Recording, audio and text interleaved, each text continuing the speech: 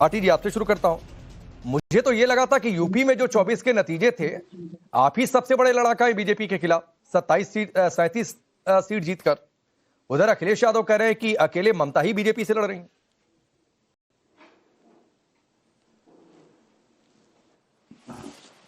नहीं, जो पश्चिम बंगाल का जिक्र है और एक सरकार का जिक्र है, मुख्यमंत्री के तौर पे ममता बनर्जी बहादुरी के साथ भारतीय जनता पार्टी की जो जन विरोधी नीतियां हैं और जो षड्यंत्र हैं और जो राजनीतिक जो नरेशन बनाने का काम, वो नैरेटिव बनाने का काम करते हैं फर्जी मुद्दों पे, उसके खिलाफ ममता बनर्जी बहादुरी के साथ, हिम्मत के साथ, हौसले के साथ लड़ रही हैं। इसमें कोई संदेह नहीं है, ये पूरा देश देख रहा है।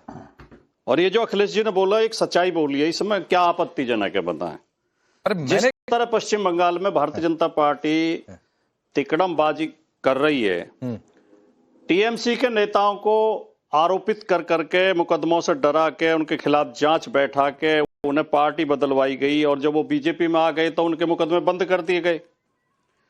पश्चिम बंगाल में टीएमसी के नेताओं के घरों पे ईडी के, इनकम टैक्स के, सीबीआई के छापे पड़वाए जाते हैं। ममता बनर्जी को हर मुद्दे पे बदनाम करने की कोशिश की जाती है, हिंदू विरोधी बताया जाता है, सनातन विरोधी बताया जाता है, जबकि ममता बनर्जी ना तो हिंदू विरोधी है ना सनातन विरोधी है। वो सनातन का भी सम्मान करती हैं, हिंदू धर्म का पालन करती हैं, पूरी तरह पूजा पाठ करती हैं, देवी की भक्त हैं, वो नवरात्रों में पूरा देवी की पूजा पाठ करती हैं। तो लेकिन भारतीय जनता पार्टी जो षड्यंत्र कर रही है, ये आरएसएस नहीं भाटी जी, ये मसला, ये सवाल मैंने इसलिए नहीं पूछा था कि आस्था पर बात हो जाए, कौन हिंदू विरोधी है, कौन सनातन विरोधी है। दरअसल मसला ये है कि आप कह रहे हैं कि बिहार के लिए एसआईआर नहीं था, ये एसआईआर का टारगेट बंगाल था, फिर आप यूपी की भी चर्चा करते हैं और इसीलिए आपकी घूम घुमाई बातों से ओपी राजभर ये कह रहे हैं कि असली बी टीम आप लोग हैं। आप हर जगह जाते हैं, बीजेपी को जितवा कर चले आते हैं क्योंकि मुद्दों की पहचान नहीं है। बिहार में, महाराष्ट्र में क्या हुआ, बंगाल में क्या होगा नहीं होगा वक्त बताएगा। यूपी को आप साध रहे हैं वोट बैंक को ध्यान में रखकर। अगर भारतीय जनता पार्टी 303 से 240 पे आई है, 2019 में भारतीय जनता पार्टी को के 303 सांसद जीत के आए थे, अगर वो से 240 पे आई है तो इसमें सबसे बड़ी भूमिका समाजवादी पार्टी की है। ठीक, समाजवादी पार्टी ने बीजेपी को हाफ कर दिया यूपी में, 68 सीटों से 33 पे ले आए। ये समाजवादी पार्टी की वजह से हुआ है। और अगर ओम प्रकाश राजभर आज मंत्री पद का स्वाद चख रहे हैं और उनके 6 विधायक अगर विधानसभा में हैं तो वो समाजवादी पार्टी की वजह से हैं। अब ओम प्रकाश राजभर अवसरवादी नेता हैं, कुछ भी बोलते रहते हैं। कल इतना ही सख्त योगी जी के, मोदी जी के खिलाफ बोल रहे थे, आज अखिलेश जी के खिलाफ बोल रहे हैं। योगी जी की गोद में बैठ गए तो अखिलेश जी के खिलाफ बोल रहे हैं। कल को क्या भरोसा है, वो दोबारा अखिलेश जी की शरण में नहीं आएंगे, फिर योगी जी के खिलाफ इतना ही सख्त बोलेंगे। तो ऐसे अवसरवादी दल बदलू नेताओं को की बातों पर क्या गंभीरता से लेना, इनकी बातों को नहीं, क्या चर्चा करनी, इनकी कोई हैसियत नहीं है। 1.5 जिले की ये बात थोड़ी नहीं है। ये अच्छा थोड़ी लगता है कि भाटी जी की हैसियत नहीं है। जब साथ में थे तब पूरी हैसियत थी, बिना हैसियत होते आपने गठबंधन में तो शामिल नहीं कर लिया। हैसियत थी तभी तो लिया, तभी तो सीटें दी, ऐसा तो है नहीं। लेकिन आरपी सिंह, ये टारगेट कहां है? क्या बंगाल से 27 सच जाएगा, यूपी सच जाएगा? इनकी तैयारी तो यही दिखती है। देखिए राकेश भाई, हिंदी में कहावत है, खिसानी बिल्ली खंबा नोचे। तो में क्या है कि चुनाव की हार दिख रही है, इसलिए इस प्रकार की बयानबाजी हो रही है। भाटी साहब बड़े समझदार लोगों में से हैं, पुराने लोगों में से हैं। वो कह रहे हैं कि हमने भाजपा को 47 पे 33 पे लाकर खड़ा कर दिया। सर, जितना आपका स्ट्राइक रेट था उससे ज्यादा कांग्रेस और महायुति का स्ट्राइक रेट था महाराष्ट्र के अंदर। और महाराष्ट्र के अंदर अपने हालत देख ली ना, आपका स्ट्राइक रेट 58% था, उनका स्ट्राइक रेट महाराष्ट्र के अंदर 64% था पार्लियामेंट इलेक्शन में। और असेंबली इलेक्शन आते आते निपट गया मामला।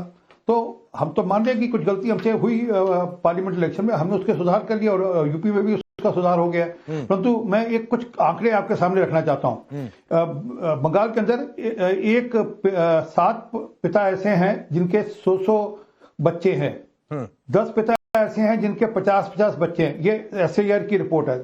10 पिता ऐसे हैं जिनके 40 बच्चे हैं, 14 पिता ऐसे हैं जिनके 30 बच्चे हैं, 50 पिता ऐसे हैं जिनके 20 बच्चे हैं, 8,682 पिता ऐसे हैं जिनके 10-10 बच्चे हैं।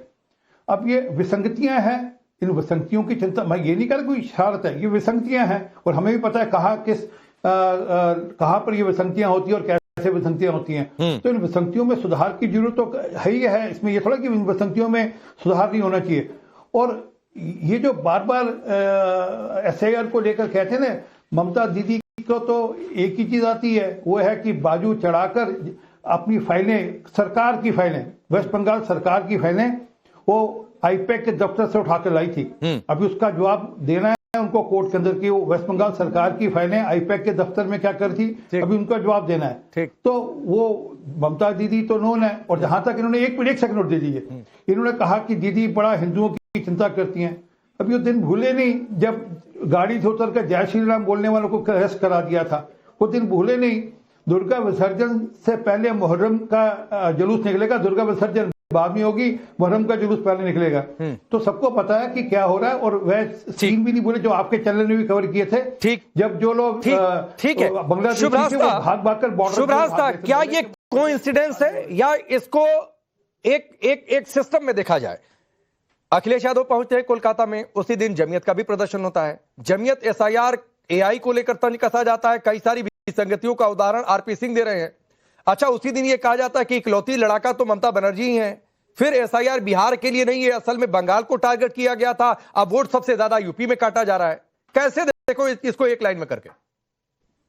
राकेश जी, ये मुझे तो ये बहुत ही हास्यास्पद लग रहा है समाजवादी पार्टी का स्टैंड, क्योंकि यही समाजवादी पार्टी जो कि एसआईआर के विरोध में बंगाल में खड़ी है, वही Samajwadi party election commission of India के लिए कियोस्क्स बना करके यूपी में एसआईआर करवा रही है। तो मैं तो नहीं समझ पाती कि ये किस तरीके की राजनीति है।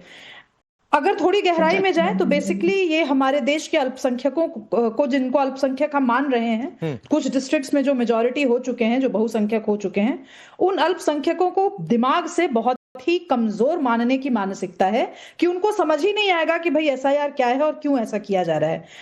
मैं तो पूछती हूं, बहुत ही फैक्चुअल तर्क के साथ मैं आपसे पूछ रही हूँ, भाटी जी से पूछिए कि चुनाव जब हरियाणा में होने वाले थे उसके पहले क्या राहुल गांधी ने नहीं कहा था कि वोटर लिस्ट में गड़बड़ी है, इलेक्शन कमीशन संज्ञान ले? जब बिहार में इलेक्शंस हुए तो इलेक्शन कमीशन ने संज्ञान लेते हुए एसआईआर करवाया। राहुल गांधी इनके सड़कों पर उतर आए।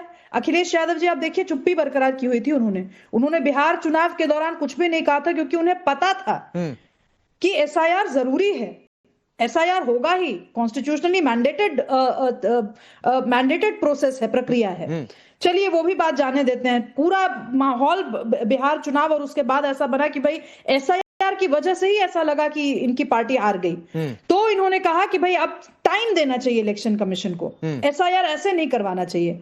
तो 6 नवंबर को केरल में अनाउंस होता है कि एसआईआर होना है। पता नहीं क्या हड़बड़ी थी वहां पे लेफ्ट और कांग्रेस के गठबंधन की सरकार को कि एकदम आनन फानन में 3 दिसंबर को चुनाव भी करवा लिया। तो मैं तो मैं तो समझ ही नहीं पा रही हूँ कि एक्चुअली एसआईआर को लेकर के मानसिकता क्या है। और मैं भाटी जी की बात का समर्थन करती हूँ। समाजवादी पार्टी एक बहुत ही सशक्त विपक्ष के रूप में उभरी है, लेकिन बड़े भाई की भूमिका में एक नौसिखिए को मत चलने दीजिए। होंगे कई बार के एमपी, उनको समझ नहीं आती है ग्राउंड पे क्या जवाब है? भाटी जी की तरह जब तक चप्पल नहीं घिसेंगे जमीन पर, धूल नहीं चाटेंगे, और वो वाला नहीं कि भाई हम घूम रहे हैं भारत जोड़ो यात्रा करें, इस टाइप का नहीं।